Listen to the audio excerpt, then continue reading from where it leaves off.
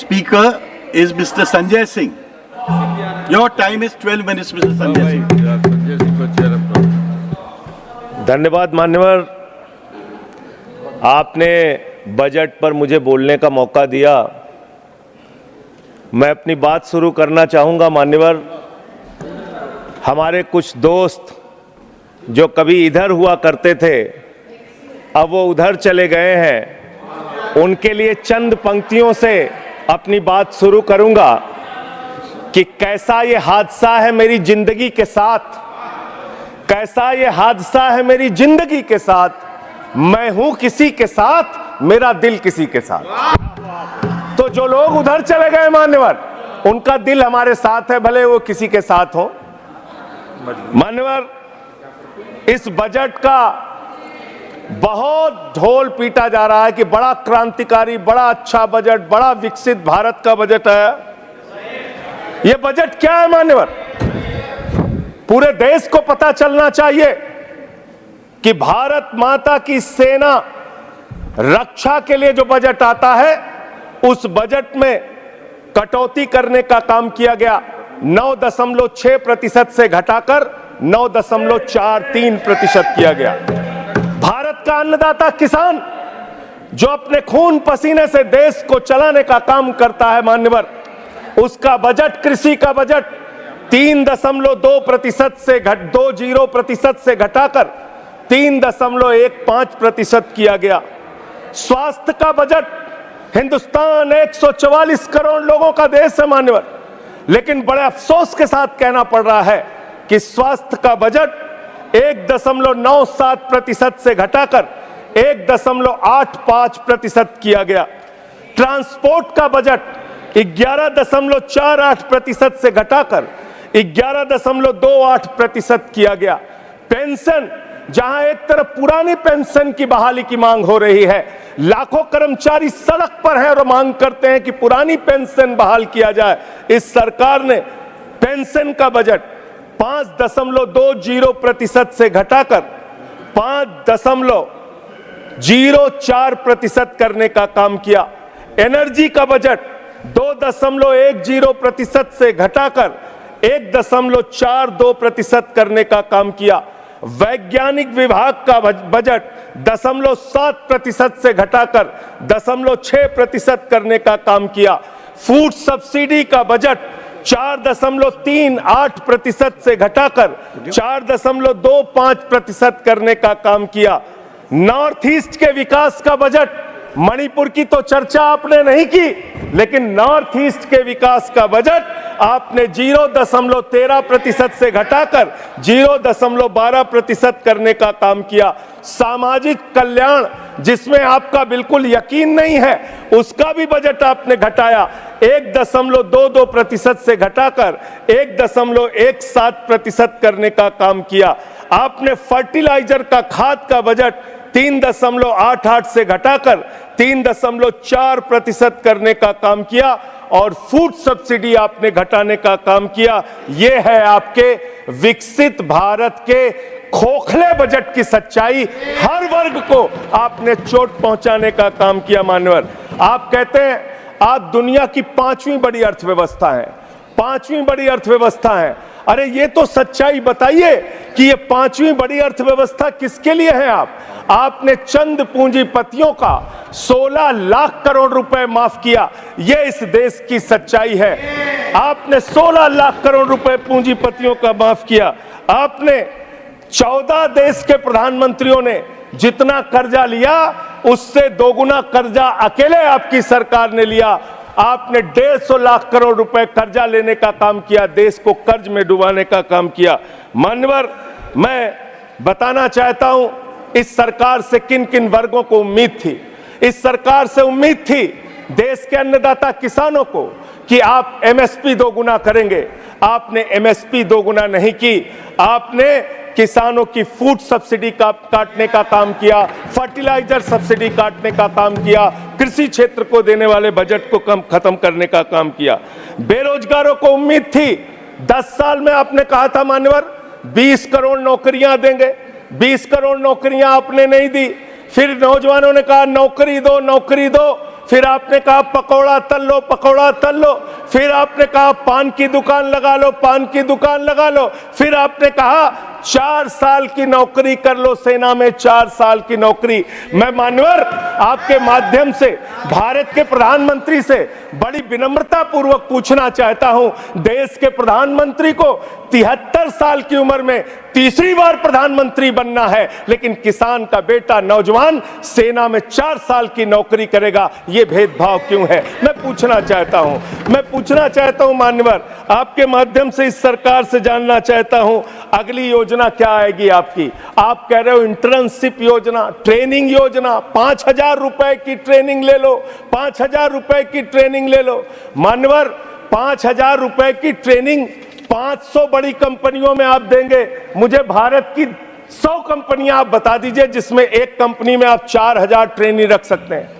एक कंपनी बता दीजिए जिसमें आप 4,000 प्रशिक्षु आप रख सकते हैं ट्रेनिंग के तौर पे। यह भी आपका आंकड़ा सिर्फ एक जुमला है, इसके अलावा कुछ नहीं है। अब मुझे लगता है एक ही योजना बाकी रह गई है मान्यवर, वो योजना है कि हमारी भारत की सरकार, आदरणीय नरेंद्र मोदी जी की सरकार अगली योजना लेके आएगी कि इस देश के नौजवानों को मुफ्त में 5 करोड़ कटोरा बांटा जाएगा।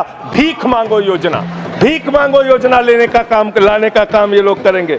मान्यवर इस देश में आपने अर्थव्यवस्था को लेकर कहा पांचवी बड़ी अर्थव्यवस्था है, वो 5वीं बड़ी अर्थव्यवस्था का लाभ किसको मिल रहा है? आपके चंद पूंजीपति मित्रों को, जिसका 16 लाख करोड़ रुपए आपने माफ किया, जो हजारों करोड़ लूटकर हिंदुस्तान से चले गए। मान्यवर मैं बड़ी विनम्रता पूर्वक कहना चाहता हूं, मित्रों बड़ी डिलीटेड जी, डिफिकल्टी। ठीक है सर। मान्यवर मैं बड़ी विनम्रता पूर्वक आपके माध्यम से पूछना चाहता हूं, क्या इस देश की अर्थव्यवस्था में रेड़ी पटरी वालों का कोई योगदान नहीं? जो 10 करोड़ रेड़ी पटरी वाले पूरे देश में हैं, उनका कोई योगदान नहीं है क्या मान्यवर? वो भी सरकार को टैक्स भरते हैं। आपकी सरकार उनको भी फूटी आंख से देखना नहीं चाहती। आपने रेड़ी पटरी वालों को कहा अपने नाम के आगे नेम प्लेट लगाओ, अपने नाम के आगे नेम प्लेट लगाओ। हिंदुओं की, मुसलमान, दलितों के पीछे आदिवासी हो, क्या हो ये बताओ। मैं पूछना चाहता हूं, आपके माध्यम से सरकार के कहना चाहता हूं मान्यवर, अगर नेम प्लेट लगवाना है तो लगवाइए गले में नेम प्लेट, नीरव मोदी के गले में नेम प्लेट लगवाइए कि 20,000 करोड़ रुपए हिंदुस्तान का वो बाकी है, लगवाइए नेम प्लेट। 10,000 करोड़ रुपए विजय माल्या हिंदुस्तान का बाकी है, लगवाइए नेम प्लेट गले में। ललित मोदी के कि 3,000 करोड़ रुपए हिंदुस्तान का लूट के भाग गया, लगवाइए नेम प्लेट मान्यवर। मैं कहना चाहता हूं नितिन संदेशरा के कि वो 6,000 करोड़ रुपए हिंदुस्तान का लूट के भाग गया, लगवाइए name plate.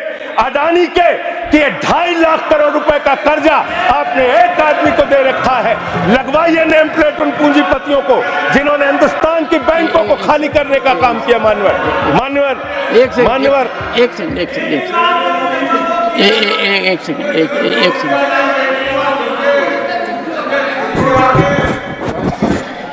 Second honorable member and you are a senior person, Sanjay ji, you are a senior person।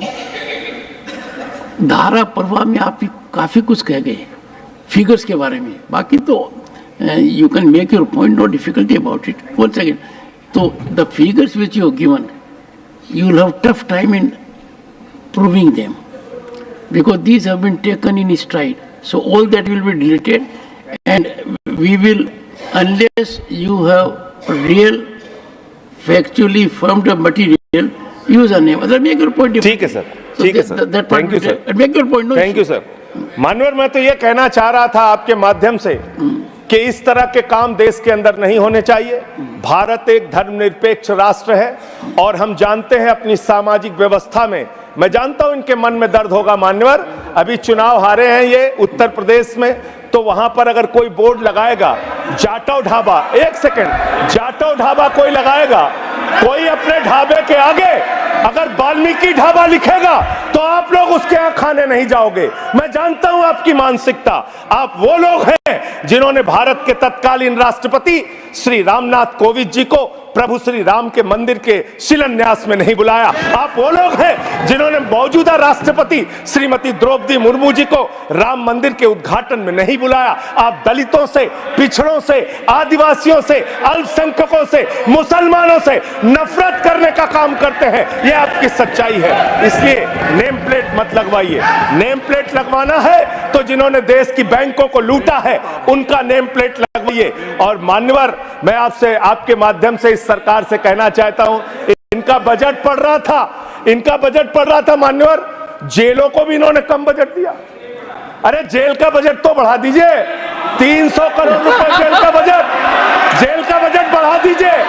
अरे अभी हमको जेल में भेजा है, कल तुमको जेल में आना है, तुम सबको जेल में आना है। जेल का बजट बढ़ा दो, जेलों को ठीक कर दो, अगला नंबर तुम्हारा है, तुम्हें जेल में आना है। इसलिए कम से कम जेलों को तो ठीक कर दो, अगला नंबर तुम्हारा। मैं जेल के बजट पे बोल रहा हूँ मानवर, मैं जेल के बजट पे 1 सेकंड 300 करोड़ दिया, इनको जेल में आना है। 1 सेकंड सदन के नेताजी से मैं अनुरोध करूंगा कि ये बहुत मार्मिक अपील है जेल का बजट बढ़ाने के लिए, और इस पर आप गौर फरमाइए। धन्यवाद सर, धन्यवाद सर। ठीक है ना, धन्यवाद सर। एक पृष्ठभूमि भी है मान्यवर, इसका ध्यान इस रखा देश जाएगा। में इन्होंने न्यायपालिकाओं के लिए जो बजट रखा वो नाकाफी है। 5 करोड़ केसेस पेंडिंग है इस देश के अंदर, और 6 लाख लोगों को पूरे देश में जेलों में रखा गया है, जिसमें करीब 76% अंडर ट्रायल है। इसका मतलब आपका मकसद न्याय दिलाना नहीं है, आपका मकसद किसी मामले की सच्चाई तक पहुंचना नहीं है, आपका मकसद है पकड़ पकड़ के एक एक व्यक्ति को जेल में डालना। आपने दिल्ली के मुख्यमंत्री को, जिनकी शुगर 36 बार 50 से नीचे जा चुकी है, आपने दिल्ली के मुख्यमंत्री को पकड़ के जेल में डाल दिया। नहीं अनवर, अब इनको बार बार मौका मत दीजिए, मुझे अपनी बात पूरी करने दीजिए। I am not yielding sir, I am not. आपने 2 बार कहा, हैट्रिक बना लिया इन्होंने सर। दिल्ली के मुख्यमंत्री को सर इन्होंने पकड़ के जेल में डाल के रखा। दिल्ली के शिक्षा मंत्री को इन्होंने 2 साल से जेल में रखा। दिल्ली के स्वास्थ्य मंत्री को इन्होंने 2 साल से जेल में रखा। आप एक एक विपक्ष के नेता को पकड़ पकड़ के जेल में डालते हैं। हेमंत सोरेन को मुख्यमंत्री को जेल में आपने रखा, संजय रावत को जेल में रखा, अनिल देशमुख को जेल में रखा, सबको पकड़ पकड़ के आप जेल में रखते हैं। बंगाल के 3 मंत्रियों को आपने पकड़ के जेल में रखा। आपका मकसद ट्रायल कराना नहीं, न्याय दिलाना नहीं, आपका मकसद हम लोगों को पकड़ के जेल में रखना है। जितना जेल में डालोगे, मैं आपसे कहना चाहता हूं, जितना जेल में डालोगे उतना गर्त में जाओगे। जिसने भी ये राजनीति की है उसका समापन हो गया है। अभी 240 पे पहुंचे हो, कल 24 पे पहुंचोगे, इसके बाद 2 पे भी आओगे। मैं तो 1-2 मिनट और मैं बस अपनी बात खत्म करूंगा, मेरे टाइम से उसको काट लीजिएगा। मान्यवर, भेदभाव की बात, सबसे भेदभाव इनको करना है। मुसलमानों से भेदभाव, सिखों से भेदभाव, ईसाइयों से भेदभाव, दलितों से भेदभाव, पिछड़ों से भेदभाव, और अब राज्यों से भेदभाव, राज्यों से भी भेदभाव, महिलाओं से भेदभाव, राज्यों से भेदभाव। क्या भेदभाव किया सर इन्होंने? 2,32,000 करोड़ रुपए, 2,32,000 करोड़ रुपए दिल्ली के लोगों ने सरकार के केंद्रीय खजाने में टैक्स के रूप में दिया, जीएसटी और इनकम टैक्स के रूप में। बदले में हमको कितना मिलता है? 0। 9 साल से आप दिल्ली को बजट नहीं देते। पंजाब के लोग, बस मेरे में से काट लीजिएगा सर, 1-2 मिनट काट लीजिएगा, मेरी पार्टी के उसमें से काट लीजिएगा। पंजाब के लिए सर, पंजाब का किसान अपना खून पसीना बहा के खेत में गेहूं पैदा करता है, धान पैदा करता है। आपने 8,000 करोड़ रुपए पंजाब के विकास का पैसा रोक रखा है, विपक्ष के राज्यों का पैसा आपने रोक रखा है। ये भेदभाव क्यों कर रहे हैं आप क्यों कर रहे हैं? आप लिखते हैं राज्यों के विकास से देश का विकास है। क्या आप राज्यों का विकास कर रहे हैं? एक एक करके टारगेट करके विपक्षी राज्यों के साथ आपने भेदभाव करने का काम किया। और अंत में कोई मुझे कह रहा था सारे बजट किए, शिक्षा के बजट भी आपने कम कर दिया। मैंने इन लोगों से कहा शिक्षा से इनका कोई लेना देना नहीं है, शिक्षा से इनका कोई लेना देना नहीं मान्यवर। क्यों लेना देना नहीं है? क्योंकि दिल्ली विश्वविद्यालय में मनुस्मृति पढ़ाने जा रहे हैं ये लोग। मनुस्मृति पढ़ाएंगे कि दलितों के, पिछड़ों के, जिनको आप शूद्र कहते हैं, आप शूद्र कहते हैं, अगर वो श्लोक सुन लेंगे तो उनके कान में पारा आप कैसे डालेंगे? ये पढ़ाई आप कराने जा रहे हैं दिल्ली विश्वविद्यालय में, ये पढ़ाई आप कराने जा रहे हैं। इसलिए मान्यवर, मैं आपसे यही कहना चाहता हूं, ये बजट हिंदुस्तान के किसान के खिलाफ है, ये बजट हिंदुस्तान के नौजवान के खिलाफ है, ये बजट हिंदुस्तान के व्यापारियों के खिलाफ है, ये बजट सिर्फ और सिर्फ मोदी जी के मित्रों के लिए बनाया गया है, मित्रों के लिए बनाया गया है, मित्रों के लिए बनाया गया है।